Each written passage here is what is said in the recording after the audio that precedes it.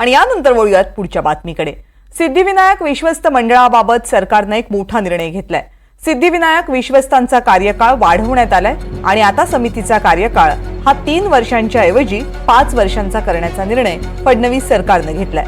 विश्वस्तांची संख्या सुद्धा 9 वरून 15 करण्याचा निर्णय घेण्यात आलाय आणि याबाबतच्या सुधारित विधेयकाला विधानसभेमध्ये मंजुरीही देण्यात आली आहे।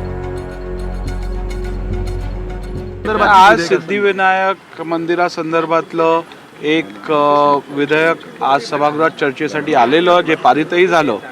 ते पारित होत असताना मी एक माहिती शासनाकडनं मागितली की एकूण जर परिस्थिती बघितली तर हा देश धर्मनिरपेक्ष देश म्हणून आपल्या संविधानात उल्लेख केलेला आहे।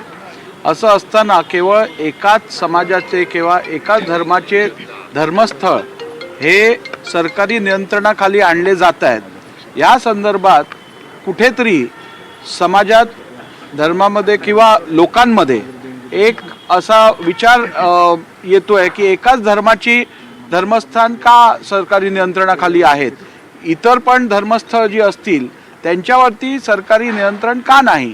तर या संदर्भातली मी माहिती शासनाकडे मागितली।